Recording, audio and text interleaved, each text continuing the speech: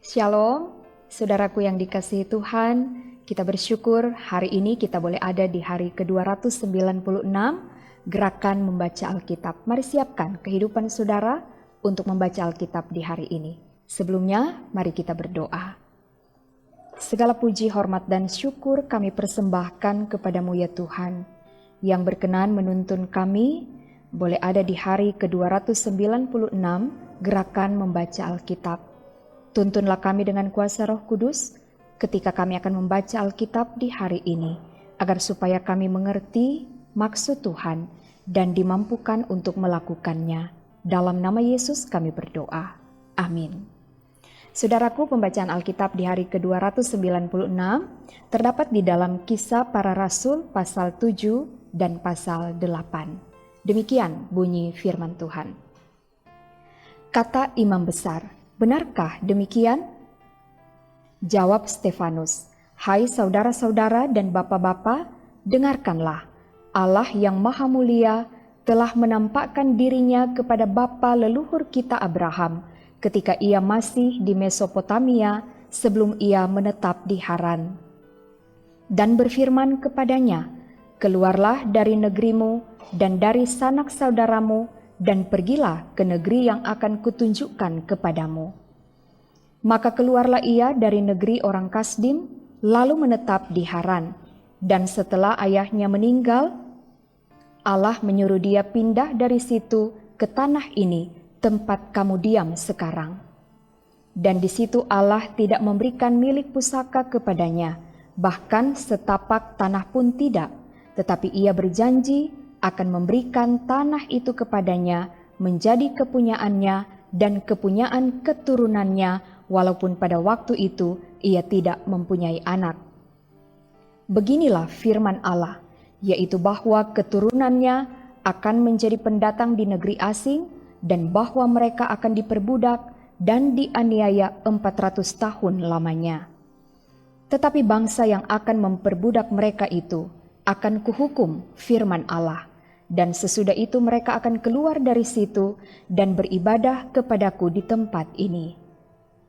Lalu Allah memberikan kepadanya perjanjian sunat, dan demikianlah Abraham memperanakan Ishak, lalu menyunatkannya pada hari yang ke-8, dan Ishak memperanakan Yakub, dan Yakub memperanakan ke-12 bapa leluhur kita.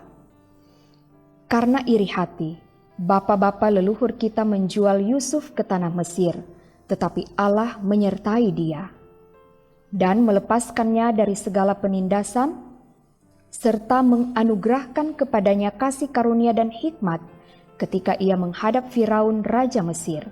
Firaun mengangkatnya menjadi kuasa atas tanah Mesir dan atas seluruh istananya. Maka datanglah bahaya kelaparan menimpa seluruh tanah Mesir dan tanah Kanaan, serta penderitaan yang besar, sehingga nenek moyang kita tidak mendapat makanan.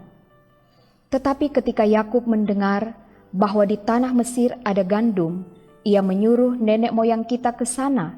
Itulah kunjungan mereka yang pertama.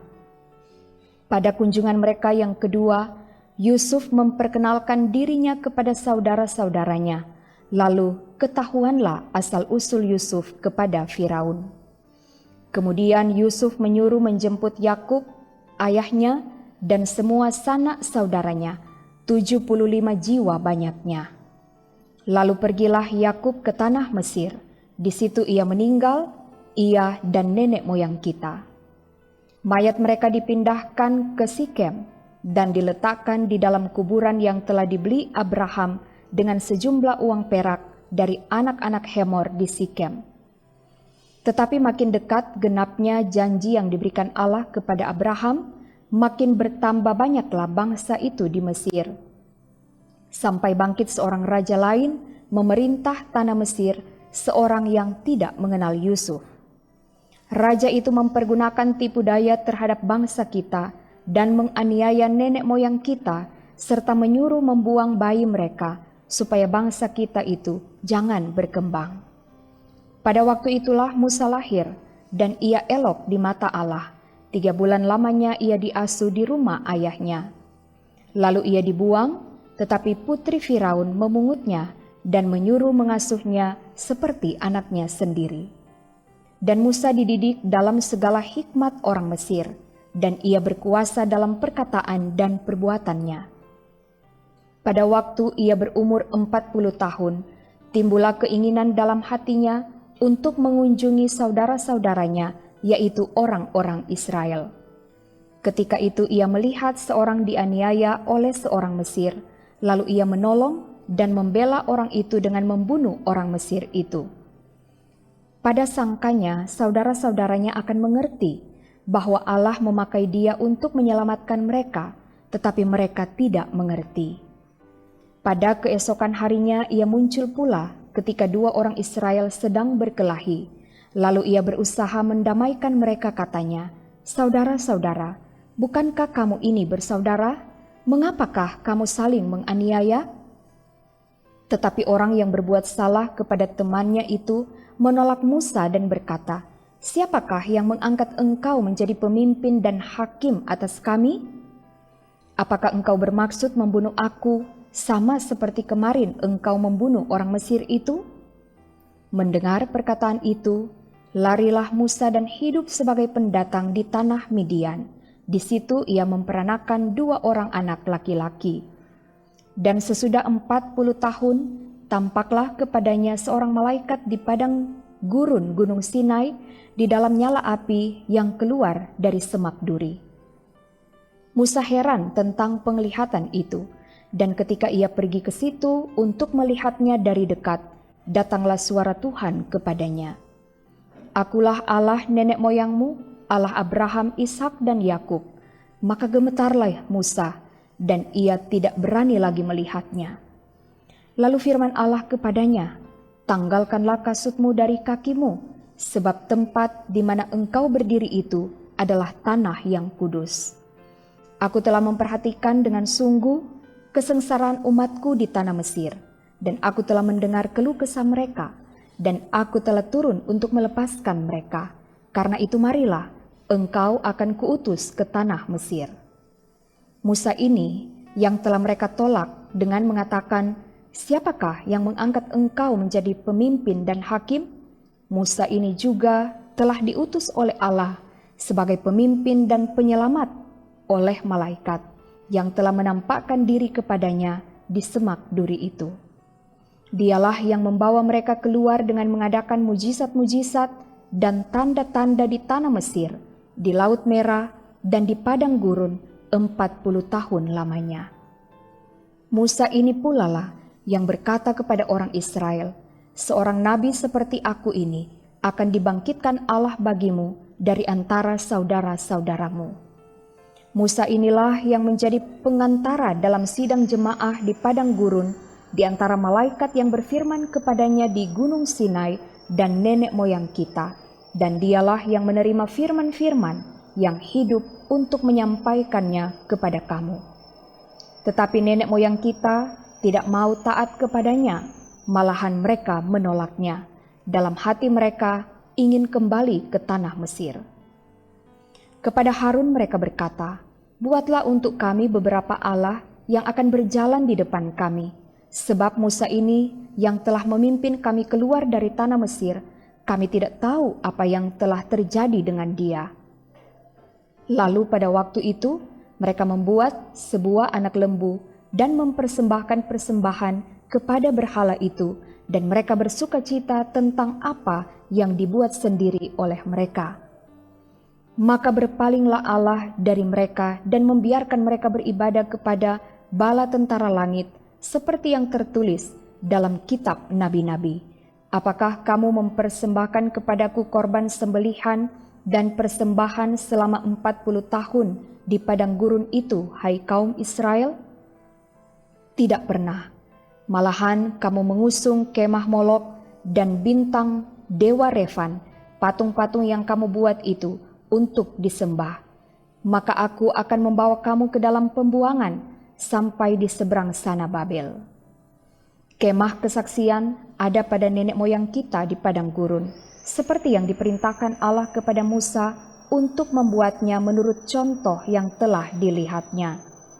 Kemah itu yang diterima nenek moyang kita dan yang dengan pimpinan Yosua dibawa masuk ke tanah ini, yaitu waktu tanah ini direbut dari bangsa-bangsa lain yang dihalau Allah dari depan nenek moyang kita. Demikianlah sampai kepada zaman Daud. Daud telah mendapat kasih karunia di hadapan Allah dan ia memohon supaya ia diperkenankan untuk mendirikan suatu tempat kediaman bagi Allah Yakub. Tetapi Salomolah yang mendirikan sebuah rumah untuk Allah. Tetapi yang Maha Tinggi tidak diam di dalam apa yang dibuat oleh tangan manusia, seperti yang dikatakan oleh Nabi. Langit adalah tahtaku dan bumi adalah tumpuan kakiku. Rumah apakah yang akan kamu dirikan bagiku? Demikian firman Tuhan. Tempat apakah yang akan menjadi perhentianku? Bukankah tanganku sendiri yang membuat semuanya ini? Hai orang-orang yang keras kepala dan yang tidak bersunat hati dan telinga, kamu selalu menentang Roh Kudus, sama seperti nenek moyangmu, demikian juga kamu. Siapakah dari nabi-nabi yang tidak dianiaya oleh nenek moyangmu? Bahkan mereka membunuh orang-orang yang lebih dahulu memberitakan tentang kedatangan orang benar, yang sekarang telah kamu khianati dan kamu bunuh. Kamu telah menerima hukum Taurat yang disampaikan oleh malaikat-malaikat, akan tetapi kamu tidak menurutinya. Ketika anggota-anggota Mahkamah Agama itu mendengar semuanya itu, sangat tertusuk hati mereka, maka mereka menyambutnya dengan gertakan gigi. Tetapi Stefanus, yang penuh dengan Roh Kudus, menatap ke langit, lalu melihat kemuliaan Allah dan Yesus berdiri di sebelah kanan Allah. Lalu katanya, "Sungguh, aku melihat langit terbuka dan Anak Manusia berdiri di sebelah kanan Allah." Maka berteriak-teriaklah mereka dan sambil menutup telinga serentak menyerbu dia. Mereka menyeret dia keluar kota, lalu melemparinya. Dan saksi-saksi meletakkan jubah mereka di depan kaki seorang muda yang bernama Saulus. Sedang mereka melemparinya, Stefanus berdoa katanya, "Ya Tuhan, Yesus, terimalah rohku." Sambil berlutut, ia berseru dengan suara nyaring, "Tuhan, janganlah tanggungkan dosa ini kepada mereka." Dan dengan perkataan itu meninggallah ia. Saulus juga setuju bahwa Stefanus mati dibunuh. Pada waktu itu mulailah penganiayaan yang hebat terhadap jemaat di Yerusalem. Mereka semua, kecuali rasul-rasul, tersebar ke seluruh daerah Yudea dan Samaria. Orang-orang saleh menguburkan mayat Stefanus serta meratapinya dengan sangat. Tetapi Saulus berusaha membinasakan jemaat itu, dan ia memasuki rumah demi rumah dan menyeret laki-laki dan perempuan keluar dan menyerahkan mereka untuk dimasukkan ke dalam penjara. Mereka yang tersebar itu menjelajah seluruh negeri itu sambil memberitakan Injil. Dan Filipus pergi ke suatu kota di Samaria dan memberitakan Mesias kepada orang-orang di situ. Ketika orang banyak itu mendengar pemberitaan Filipus dan melihat tanda-tanda yang diadakannya, mereka semua dengan bulat hati menerima apa yang diberitakannya itu. Sebab dari banyak orang yang kerasukan roh jahat, keluarlah roh-roh itu sambil berseru dengan suara keras, dan banyak juga orang lumpuh dan orang timpang yang disembuhkan. Maka sangatlah besar sukacita dalam kota itu. Seorang yang bernama Simon telah sejak dahulu melakukan sihir di kota itu dan mentakjubkan rakyat Samaria serta berlagak seolah-olah ia seorang yang sangat penting. Semua orang, besar kecil, mengikuti dia dan berkata, "Orang ini adalah kuasa Allah yang terkenal sebagai kuasa besar." Dan mereka mengikutinya karena sudah lama ia mentakjubkan mereka oleh perbuatan sihirnya. Tetapi sekarang mereka percaya kepada Filipus yang memberitakan Injil tentang kerajaan Allah dan tentang nama Yesus Kristus. dan mereka memberi diri mereka dibaptis, baik laki-laki maupun perempuan. Simon sendiri juga menjadi percaya, dan sesudah dibaptis, ia senantiasa bersama-sama dengan Filipus dan takjub ketika ia melihat tanda-tanda dan mujizat-mujizat besar yang terjadi. Ketika rasul-rasul di Yerusalem mendengar bahwa tanah Samaria telah menerima firman Allah, mereka mengutus Petrus dan Yohanes ke situ. Setibanya di situ, kedua rasul itu berdoa supaya orang-orang Samaria itu beroleh Roh Kudus. Sebab Roh Kudus belum turun di atas seorang pun di antara mereka, karena mereka hanya dibaptis dalam nama Tuhan Yesus. Kemudian keduanya menumpangkan tangan di atas mereka, lalu mereka menerima Roh Kudus.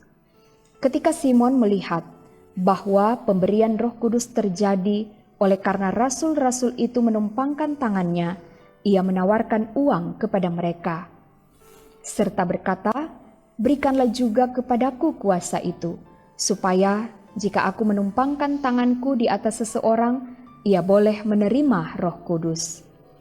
Tetapi Petrus berkata kepadanya, "Binasalah kiranya uangmu itu bersama dengan engkau, karena engkau menyangka bahwa engkau dapat membeli karunia Allah dengan uang. Tidak ada bagian atau hakmu dalam perkara ini, sebab hatimu tidak lurus di hadapan Allah.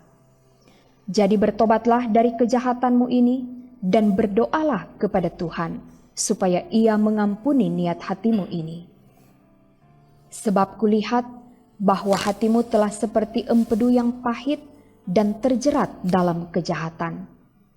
Jawab Simon, "Hendaklah kamu berdoa untuk aku kepada Tuhan, supaya kepadaku jangan kiranya terjadi segala apa yang telah kamu katakan itu." Setelah keduanya bersaksi dan memberitakan firman Tuhan, kembalilah mereka ke Yerusalem, dan dalam perjalanannya itu mereka memberitakan Injil dalam banyak kampung di Samaria. Kemudian berkatalah seorang malaikat Tuhan kepada Filipus, katanya, "Bangunlah dan berangkatlah ke sebelah selatan menurut jalan yang turun dari Yerusalem ke Gaza. Jalan itu jalan yang sunyi." Lalu berangkatlah Filipus. Adalah seorang Etiopia, seorang sida-sida, pembesar dan kepala perbendaharaan Sri Kandake, Ratu Negeri Etiopia yang pergi ke Yerusalem untuk beribadah. Sekarang orang itu sedang dalam perjalanan pulang dan duduk dalam keretanya sambil membaca kitab Nabi Yesaya. Lalu kata Roh kepada Filipus, "Pergilah ke situ dan dekatilah kereta itu." Filipus segera ke situ dan mendengar sida-sida itu sedang membaca kitab Nabi Yesaya. Kata Filipus, "Mengertikah Tuan apa yang Tuan baca itu?" Jawabnya, "Bagaimanakah aku dapat mengerti kalau tidak ada yang membimbing aku?" Lalu ia meminta Filipus naik dan duduk di sampingnya. Nas yang dibacanya itu berbunyi seperti berikut. "Seperti seekor domba, ia dibawa ke pembantaian, dan seperti anak domba yang keluh di depan orang yang menggunting bulunya, demikianlah ia tidak membuka mulutnya. Dalam kehinaannya berlangsunglah hukumannya. Siapakah yang akan menceritakan asal-usulnya? Sebab nyawanya diambil dari bumi." Maka kata sida-sida itu kepada Filipus, "Aku berkata kepadamu, tentang siapakah Nabi berkata demikian? Tentang dirinya sendiri atau tentang orang lain?" Maka mulailah Filipus berbicara dan bertolak dari nas itu, ia memberitakan Injil Yesus kepadanya. Mereka melanjutkan perjalanan mereka dan tiba di suatu tempat yang ada air.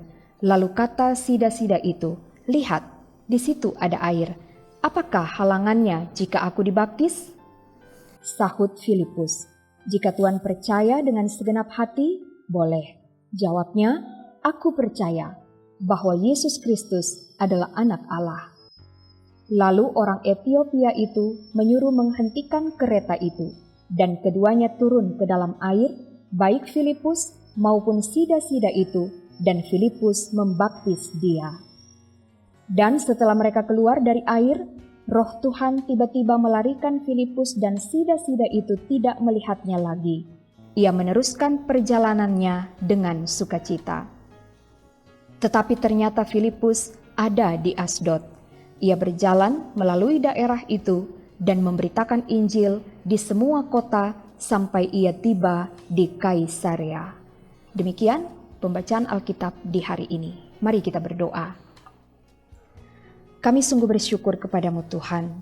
Kami boleh diberi waktu untuk membaca Alkitab di hari ini. Biarlah kami akan selalu ingat bahwa kami harus melakukan firman Tuhan dalam kehidupan kami. Karena itu kami menyerahkan hidup kami dalam tuntunan kuasa Roh Kudus, agar supaya apa yang difirmankan Tuhan itu dapat kami wujud nyatakan dalam kelangsungan hidup kami. Diberkati semua orang yang boleh bersama-sama dalam membaca Alkitab di hari ini. Dan kiranya pelayanan dari Jemaat Gemim Bukit Muria Rike boleh menjadi berkat bagi banyak orang. Terpuji namamu ya Tuhan, karena kasih-Mu kekal untuk selama-lamanya. Amin. Saudara, demikianlah pembacaan Alkitab di hari ke-296. Terima kasih atas kesediaan saudara untuk tetap setia bersama-sama membaca Alkitab setiap hari. Tuhan Yesus akan selalu memberkati. Shalom.